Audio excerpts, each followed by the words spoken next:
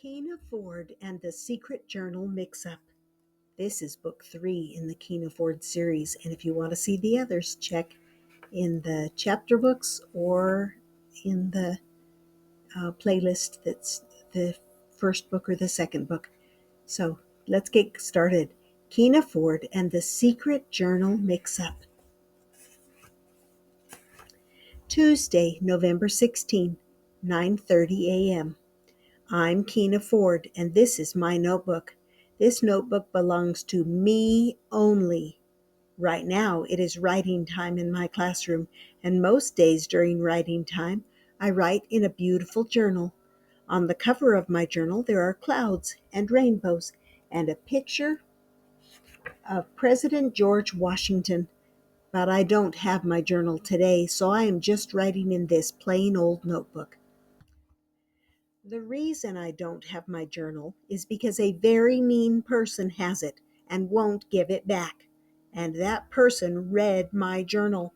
And that person is Tiffany Harris, the meanest muffinhead in the whole second grade. Tiffany has been mean for a long time, but the problem of her taking my journal didn't happen until yesterday afternoon. The problem happened right after I came home from school. I always walk home with Eric and Lamont. Eric is my very best friend, even though we are not in the same class. He is in the second grade class that is all boys, and I am in the second grade class that is all girls. And Lamont is a fifth grader. Back when Lamont was a kid, my older brother Brian would make sure he got home safely. So now Lamont has to make sure Eric and I get home safely.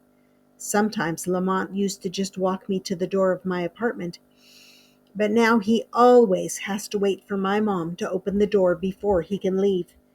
The reason why Lamont has to wait is because one time when he left me at the door, I decided to visit my neighbor, Mrs. Carlito, before going into my apartment.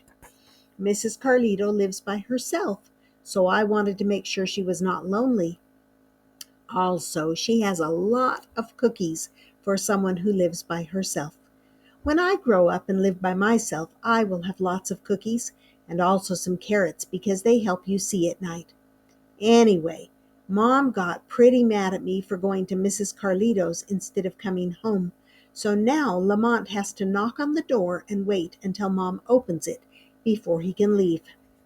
Yesterday, Lamont had only knocked on the door one time when it flew right open, and Mom was already standing there. She had her coat and scarf on. "Is the heat broken?" I asked. "No, I'm going out," Mom answered. She looked really mad, but I knew she couldn't be mad at me because I waited with Lamont like I was supposed to. Unless she was mad at me for something I did wrong then forgot about. "Who are you mad at?" Lamont asked her. "I'm not mad. Thank you for walking with Keena, Lamont," she said to Lamont, in a way that meant Lamont should probably go home now. He ran down the stairs. "Where are we going?" I asked Mom. "I'm going to Brian's school," she answered, "and you are going to Tiffany's." She took my hand and started pulling me toward the stairs. "Oh, no, I'm not," I said, pulling back. "I will go to Eric's." "Eric is going to a baseball game with his dad," Mom reminded me. "Then I will go to Mrs. Carlito's," I explained to Mom. "Mrs. Carlito is out," Mom said, tugging me toward the stairs again. "Then I can sit in the car at the middle school," I told her. "I will sit very quietly, I promise." Mom stared at me without saying anything. I got the feeling that maybe she could be mad at whoever she was mad at already and be mad at me at the same time. So I stopped tugging and started walking down the stairs with Mom. "Believe me, Keena," Mom said, "I don't like leaving you at the Harrises any more than you like it." Before Mom knocked on Tiffany's door, she whispered, "Keena, please do not give Sylvia Harris a single reason to say something bad about your behavior. If I get a good report from her, you will be able to watch 30 extra minutes of TV." "How many shows is that?" I whispered back. "It's one show," Mom said. I said. "Keena Ford." Mom bent her eyebrows together so they were almost touching in the middle of her forehead. "Do I look like I want to make a deal with you? Please, just behave yourself. It is the right thing to do, and I will be very proud of you. Be a big girl." "I will be very good, Mommy. I promise," I said. Mom gave me a squeeze and knocked on the door. Tiffany's mom opened the door. Tiffany was standing right behind her. Right away I could smell roses because it always smells like roses in Tiffany's apartment. Tiffany's mom burns smelly candles all the time that are supposed to smell good, but really they just make you sneeze and wish you could go outside. "Thanks again, Sylvia," Mom told Mrs. Harris. "It's no problem, Nikki," Tiffany's mom said. "I just feel awful for you. I hope Brian can fix his behavior before it's too late." She shook her head sadly. I looked at Mom. I felt worried. I didn't know what Tiffany's mom meant, but she made it sound like something bad was going to happen to Brian. "Oh, I don't think it's as bad as all that," Mom said to Mrs. Harris. "Brian just needs to learn to stop being a clown at school." "Oh, I'm sure you're right," Mrs. Harris said. She kind of laughed. "Don't mind me. I was just watching this television program about this nice family whose son was in jail. It was the saddest thing. And he first started getting into trouble in middle school, but I'm sure that won't happen with Brian." "Mm-hmm. Well, I should be home by 5, Sylvia," Mom said. She said it without really opening her mouth, like her top and bottom teeth were stuck together. "Keena is going to be here for almost 2 hours, Tiffany said. She did not sound like she was very excited about having me stay at her house. "Believe me, my mom doesn't like leaving me here any more than you like it," I told Tiffany. "Right, Mom?" I looked at Mom. She made a laugh sound that also sounded like a coughing sound. Then her face changed colors a little bit. "I'm just sorry to ask for a last-minute favor," Mom said to Mrs. Harris. "So thank you. See you at 5, she added. Then she kissed me on the top of my head and left me standing there with Mrs. Harris. "Well, come on in, Keena," Mrs. Harris said. "You poor dear." At first, I had no idea why Mrs. Harris called me a poor dear, but then I decided that she probably did not think it was much fun playing with Tiffany either. "Achoo, achoo, achoo," I said. "Oh dear, you have a cold?" Mrs. Harris looked at me like I was poisonous or a bomb. "Your mom didn't tell me you were sick." "I'm not sick," I told her. "I think I'm just allergic to your smelly candles." Mrs. Harris frowned at me. Then she said, "You girls can go to Tiffany's room. Please do your homework. Then Tiffany must do her workbook pages. Then you can play." "Achoo," I said again. Tiffany and I started walking to her room. "Your brother must have been very bad if your mom had to go to a meeting at the school," Tiffany said, like she knows everything. Tiffany always talks like she knows everything. "I thought you were the only bad kid in your family." I opened my mouth to call Tiffany a mean name, but then I remembered that I had promised to be very good. So I just said, "Mm-hmm," with my mouth closed the same way Mom had said it to Mrs. Harris. Then I didn't talk to Tiffany the whole time we did our homework. I decided that I was not going to say one more word to Tiffany until my mom came back to get me. My teacher, Ms. Campbell, just said that writing time is over, so I will have to wait until after school to write the rest of the story of how Tiffany stole my journal because she is mean. 3:30 p.m. Now it is after school. Here is the rest of what happened at Tiffany's. I finished with my homework and wrote in my journal while I waited for Tiffany to finish her homework and her workbook pages, whatever those are. I started writing that I figured out who Mom was mad at. She was mad at Brian. I did not know why Brian was in so much trouble for being a clown at school. Clowns are funny. I wrote that I didn't like the way Mrs. Harris talked about Brian maybe going to jail when he grew up. It was mean of her to say that, and I have never heard of anyone having to go to jail for being a clown. You might have to go to the circus if you are a clown, but I don't think you have to go to jail. So I wrote that Mrs. Harris doesn't know anything, and then I wrote something very bad. I wrote that Mrs. Harris should just shut up. A few minutes after I started writing in my journal, Tiffany took her homework paper and left the room. When she came back, her paper had red marks all over it with lots of red writing at the bottom. "We can't do our homework in pen," I blurted out. I knew that I had just decided not to talk to Tiffany, but this was too important. Tiffany let a lot of air out of her lungs, like grown-ups do when little kids don't understand something.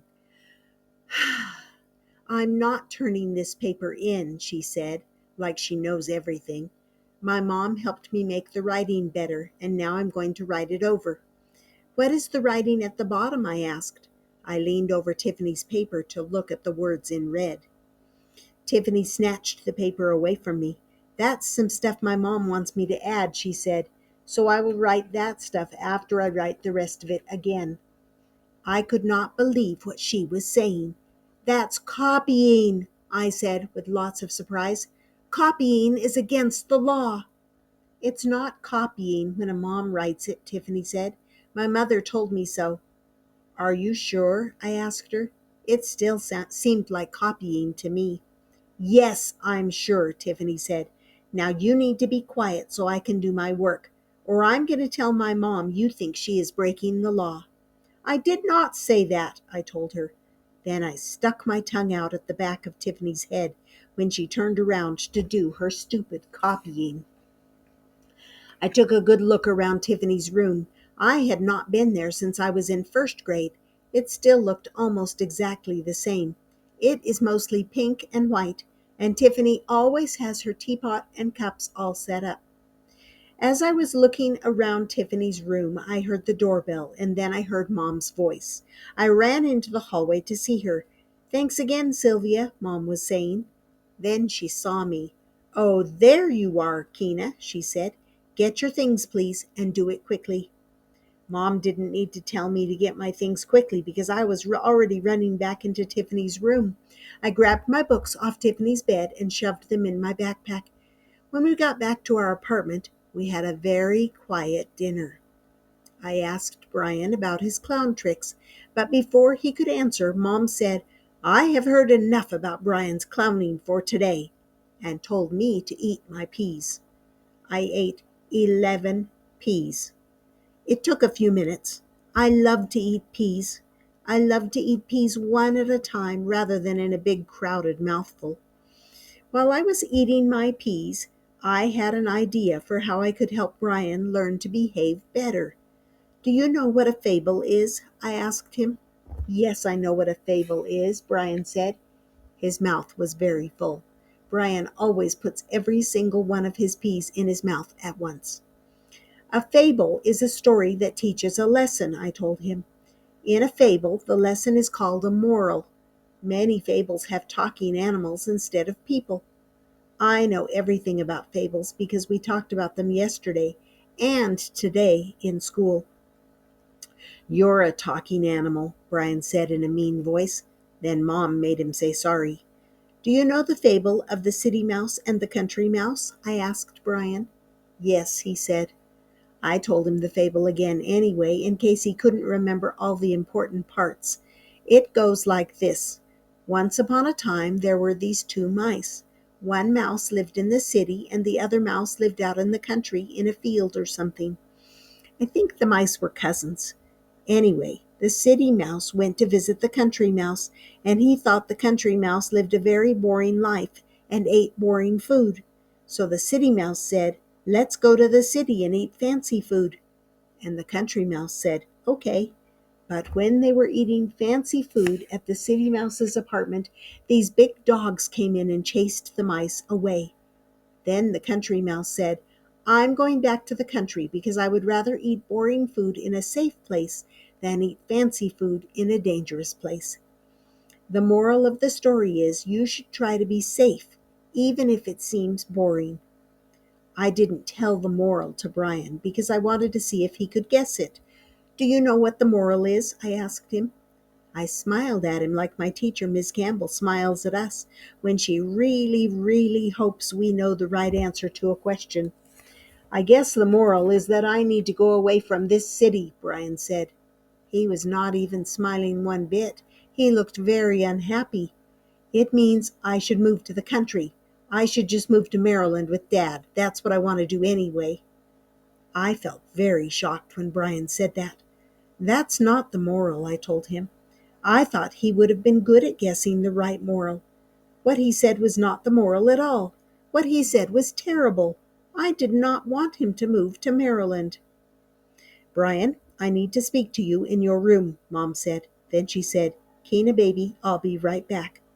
Mom and Brian walked out of the kitchen. I put a pea on my spoon, but I didn't want to eat it at all.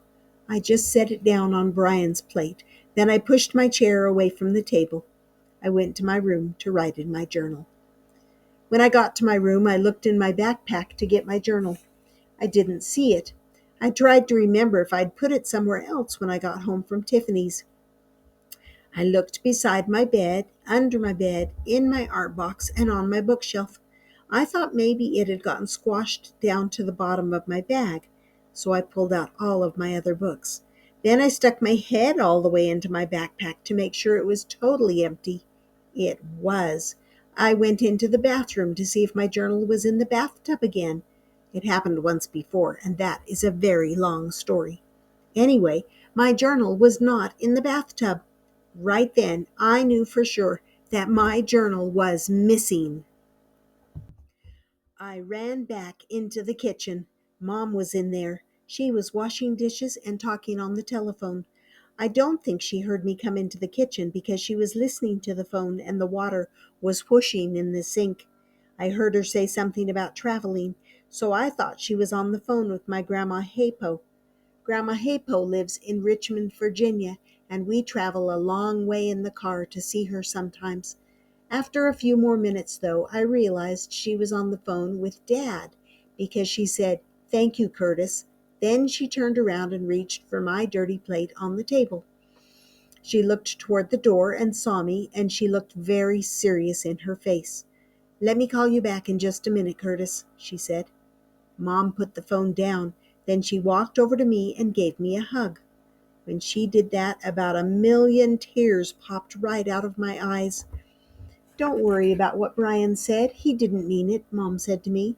I told her that yes, I was worried about Brian, but that we would have to talk about it later because for now I was worried about something else. I told her that my journal was at Tiffany's and that I had to get it back right away. "It's an emergency," I said. "She might read it." "Now I'm sure it's almost Tiffany's bedtime," Mom said, "and there is no way she will have time to read it tonight. You have written a lot in that journal." Mom smiled a little bit. "You can just get it from her at school tomorrow," she said, and she gave me a squeeze. Then Mom asked me to get ready for bed and said she would come tuck me in after she talked to Dad again. Now I'm going to watch TV for a while and rest my hand. My hand is tired from writing for such a long time. That's the end of this first part, and next we'll start into Tuesday, November 16th, so don't miss that. Hope you enjoyed it, and subscribe and come back for more of the story soon.